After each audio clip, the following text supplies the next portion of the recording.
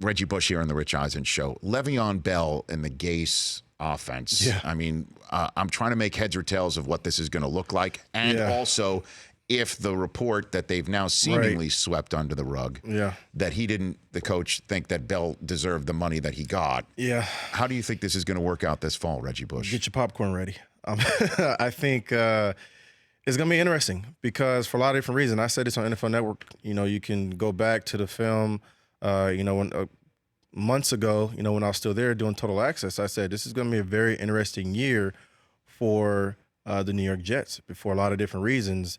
One, that, there were reports coming out that Adam Gase didn't want to hire Greg Williams' son, and then we have this coming out. And then you have Greg Williams, the defensive coordinator, who's also Joe Vitt, the linebackers coach, were together in New Orleans during the whole Bounty Gate thing together. You know what I mean? There was a bunch of issues with that. And so this is going to be an interesting year. And it's already playing out, right? We're already seeing, the GM got fired already.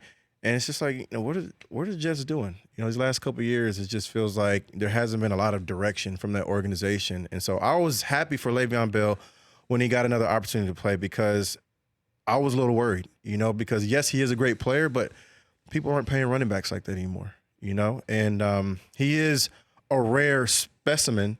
I do believe that. And I do believe when he's healthy, when he's one of the best, is him and Zeke and Todd Gurley. Those are the cream of the crop. And so now he's going to a team where that's not Ben Roethlisberger throwing that football. You got a second-year quarterback who shows some struggles, with turning the football over. He's going to have to be the leader in that room. He's going to have to be one of the older guys. He's going to have to be the veteran, much different than where he came from, with the Pittsburgh Steelers, where, Big Ben was the leader. And you have a Coach Tomlin who had been there, for a long time, who was vested into the organization. You got a new head coach who already showed struggles in that division. And it just seems like a lot of baggage, right? Yeah, it sure does. It sure does. It seems like a lot of baggage. And you're throwing it all together, and you've got an owner of the team who basically admitted, having a coach and a general manager search is not what he thought he could wrap his arms around. And his brother is the ambassador to the UK, who may or may not still be there in a year from now. And then he comes back. I mean, there's a lot going on. And on top of all of that, you got to beat the Patriots. I know, and I believe they're going to win it again next year. Seems that way. Because unless Brady out of the blue, Reggie, I'm already thinking about what am I going to say, for my prediction this year. And unless out of the blue, somehow, some way, Father Time affects his play in such a negative way that one of these teams in the AFC can catch them and surpass them or win in Foxborough in January. Yeah.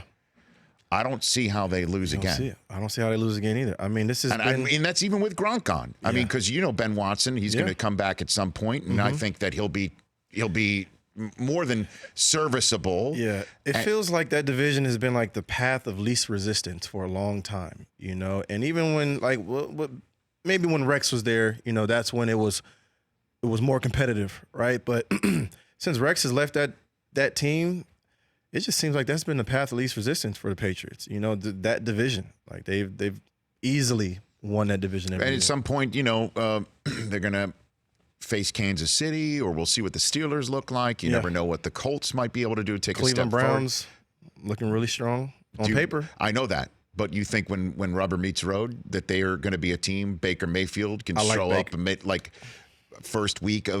second week of January? I like Baker a lot. Me too. I was at the game where he took over. We had the Thursday night game. I love what I saw. I love his energy. I think this is the youthfulness that Odell needs, right, from the quarterback position and from the team standpoint. Interesting. Listen, I think just the matching of personalities with Eli and Odell just wasn't working out. You know what I mean? And he just brought something different to the game that Eli couldn't match that energy. I think Baker can. And I think this is going to be a place where he can kind of spread his wings.